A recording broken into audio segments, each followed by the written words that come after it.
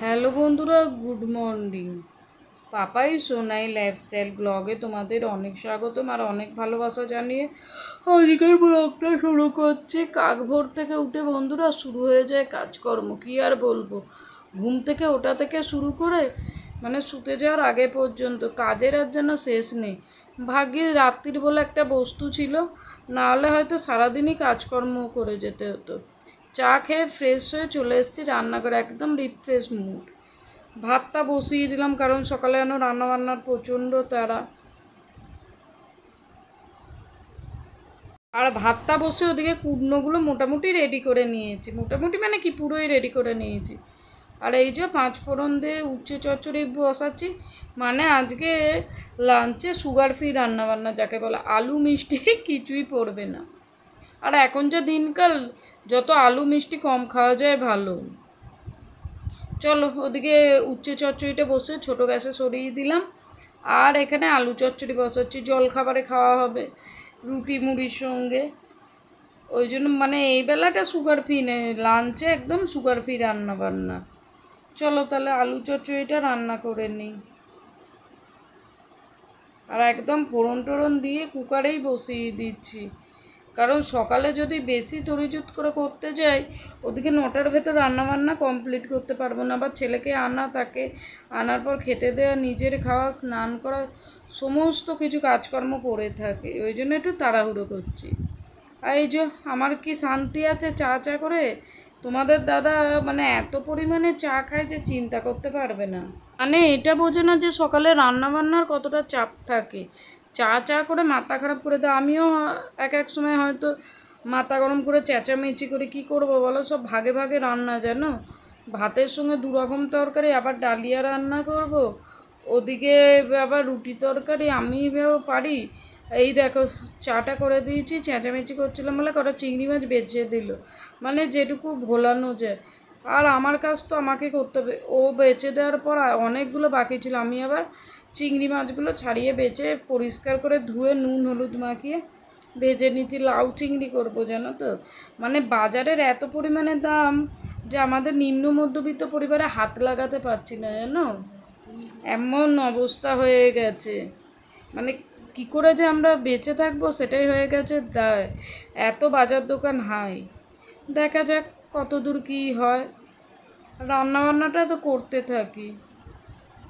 আর একটা হাসির কথা তোমাদের সঙ্গে শেয়ার না করে পারলাম না। কালকে 2টো রুই মাছ এনেছে, আর রুই মাছ দুটোর গোটা গোটা মুড়ো রেখেছি। যে কাকার থেকে নিয়ে, আমার একজন ফিক্সড করা কাকা আছে, ওনার থেকেই মাছটা নিই। আমি বললাম কাকা আপনি করুন, গোটা রাখুন রুই মাছটা। কাকা আমাকে বললো রুই মাছের গোটা মুড়োটা ভাজতে পারবে। বললাম কাকা আমি এত বড় কড়াই রান্না করি জানেন, অনেকগুলো লোক এক কড়া করে রান্না করি, তাহলে মুড়োটা না ভাজার কী আছে বলুন না। এখনকার দিনে তো কেউ করতে চায় না, যারা করার ঠিক করে। সংসারের যদি রান্নাবান্না মানুষের না করে তাহলে খাবে কি বলো না। যেই মেয়েটা আগে একটা রুটি বেলতে আলিসি বা পারতো না, সেই মেয়েটা আজকে একদম ঘরের সমস্ত কাজকর্মে হয়ে গেছে নিপুণা বা সংসারী। এই হচ্ছে তার সংসার। যেই মেয়েটা এককালে টাকা পয়সা রাখতে পারতো না, উড়িয়ে ফেলতে, আজকে সে হয়ে গেছে একদম পাকা হিসেবে। আমাদের মেয়েদের জীবনটা বড় অদ্ভুত। যেই মেয়েটা অভিমানে ঠোঁট ফুলিয়ে কান্না করতো, আজকে সে নিজের চোখের জল লুকাতে শিখে গেছে। ভাবলে অবাক লাগে না বন্ধুরা? কিন্তু অবাক লাগবার কিছু নেই। একটা মেয়ে যখন সংসার করতে আসে, সে যতই কম বয়স হোক, তাকে পুরো ম্যাচুরিটি থাকতে হয় সংসারে। তাকে ভুলে যেতে হয় বিয়ের আগের জীবনটা কী ছিল। এই হচ্ছে আমাদের সংসার জীবন। একটুখানি হাত কেটে যাওয়া মেয়েটা রান্না করতে গিয়ে যে এদিক ওদিক মুখ বলো হাত বলো ফোসকা পড়ে যাচ্ছে, কিন্তু উও করছে না। বললাম না, এই হচ্ছে আমাদের জীবন বন্ধুরা। একটা মেয়ে হয়ে জন্মানো অত সহজ না। একটা মেয়েকে প্রতিটা মুহূর্তে করে যেতে সংগ্রাম। একটা মেয়ে না হতে পারলে একটা মেয়ের জীবনে যে কতটা দুঃখ কষ্ট, শারীরিক দিক দিয়ে মানসিক দিক দিয়ে, তা কেউ বুঝতে পারবে না। তাও হয়তো আমি যেটুকু মনে করি পার্সোনালভাবে, যারা চাকরি করে তারা কি 5টা লোকের সঙ্গে কথাবার্তা বলে, টাকা পয়সা ঘাটে, তাদের একটু মনের জোরটা আলাদা। কিন্তু আমাদের আর কি এই হাঁড়ি করা নিয়ে হচ্ছে আমাদের সংসার। আমাদের তাদের মতো হয়তো অত মনের জোর নেই, তাও সংসারটাকে তো মেনটেন করছি। মানে বিনা পয়সায় যাকে বলা হয়, মানে আমাদের না আছে কোনো ওয়ার্কিং আওয়ার্স, না আছে কোনো পেনশন ব্যবস্থা বা মাইনে, শুধু অক্লান্ত পরিশ্রম করে সংসারটাকে ভালোবেসে সংসারের সমস্ত কাজ করে দিচ্ছি।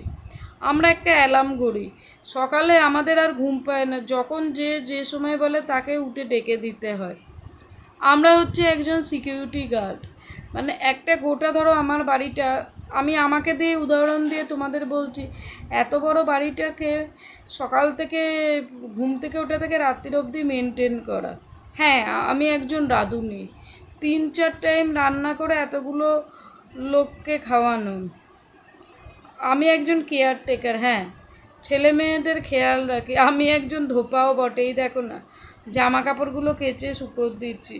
মানে একটা গৃহবধূর যে কী সারকতা হতে পারে আমার অজানা বন্ধুরা। এই যে তোমাদের সঙ্গে কথা বলতে বলতে কিন্তু অনেকটাই কাজ কমপ্লিট করে ফেললাম। সকালে ঘুম থেকে ওঠা থেকে শুরু করে রাত্রে শোয়ার আগে পর্যন্ত তো শান্তি নেই। আর এই দেখো দুপুরে খাওয়া দাওয়া করবো, লাউ চিংড়িটা ফুটিয়ে নিচ্ছি বা গরম করে নিচ্ছি, তোমরা যাই বলতে পারো। চলো পরে দেখা হচ্ছে। এই যে বন্ধুরা, এখন চলে এসেছি রান্নাঘরে, আর রুটি করতে একদমই ইচ্ছে করছে না, ভাত বসাবো, চলো সাথে থাকো। বললাম না আমরা হাউসওয়াইফরা হচ্ছে বাড়ির রাঁধুনি, মানে দেখো আমার কিন্তু ইচ্ছে করছে না রান্না করতে। ইচ্ছে না করুক বা শরীরটাই খারাপ হোক, রান্না তো করতে হবে, বলো না, স্বামী সন্তানের মুখে তো ভাত ধরতেই হবে, ভাত রুটি যাই বলতে পারো তোমরা। কিন্তু একটাই দুঃখ, আমাদের কোনো পেমেন্ট, লেখাপড়া শিখে সেই লেখাপড়া এখন কাজে লাগছে কি, ছেলের ডায়েরি যখন ছুটি করছে ডায়েরি লেখা, বা ছেলের রেজাল্টের তলায় লেখা, ওইটুকু সময় নিজের নামটা ভোলাতে পারছি। একজন গৃহবধূ জীবনটা দেখে মনে হয় খুব সহজ, কিন্তু বন্ধুরা সবার জীবনে দুঃখ কষ্ট কিন্তু সবার জীবনেই আছে, বুঝলে। এক অঙ্কে ছিলাম খুব ভালো, কিন্তু সেই অঙ্কটা সীমাবদ্ধ হয়ে গেছে মাসকাবারি যে খরচার হিসেব তাতে কী আর করা যাবে বলো। লেখাপড়া করতে মোটামুটি খুব ভালোও বাসতাম না, খারাপও বাসতাম না, সেই লেখাপড়াটা কাজে লাগছে আমার ছোটো ছেলেকে পড়ানো। হ্যাঁ, আমি একজন গৃহবধূর আত্মকথা শুনতে যত সহজ, কিন্তু সেটা উপলব্ধি করা ততই হয়ে যায় কঠিন। অনেক কথা তোমাদের সঙ্গে শেয়ার করলাম, আর এখানে বাবার বিছানাটা ঝেড়ে দিলাম। বয়স্ক মানুষ তো কিচকিচ করলে ঘুমোতে পারবে না। চলো রাতের ডিনারটা সেরে নিই। বললাম না রুটি করতে পারিনি, আজকে ভাত সকালে লাউ চিংড়ি আর গরম গরম ডিম সেদ্ধ দিয়ে ডিনার কমপ্লিট করেছি, তাও শান্তি নেই। ওই যে বললাম একটা গৃহবধূ হচ্ছে বাড়ির রাঁধুনির পর একজন কাজের লোক। রান্নাবান্না হলো, খাওয়া দাওয়া কমপ্লিট, এবার শোবার আগে এই বাসনগুলো যদি পরিষ্কার করে রেখে দিই আমার একটু সুবিধে হবে সকালবেলায়। মানে সকালে উঠে তো চায়ের নেশা এমন হয়ে যে পাগলের মতো, মনে হয় কতক্ষণে চাটা করে খাবার। এক বাটি চা করতে মানে যখনই তোমরা দেখো এক বাটি করেই চা বসে, অনেকটাই সময় লাগে, মানে পাগল লাগে যতক্ষণ না মনে 1-1.5 গ্লাস ছোটো গ্লাসে চা খাবো, নিজেকে সতেজ ভাব লাগে না, যাকে এক কথায় আমরা বলতে পারি। চলো এখানে বাসন মাজার কাজ কমপ্লিট, চলো বাসনগুলো তুলে রাখি। মানে সব থেকে যে বিরক্তিদায়ক কাজ আমার, বাসনগুলো তোলা হয়ে গেলে মনে অনেক কাজ করে ফেলেছি।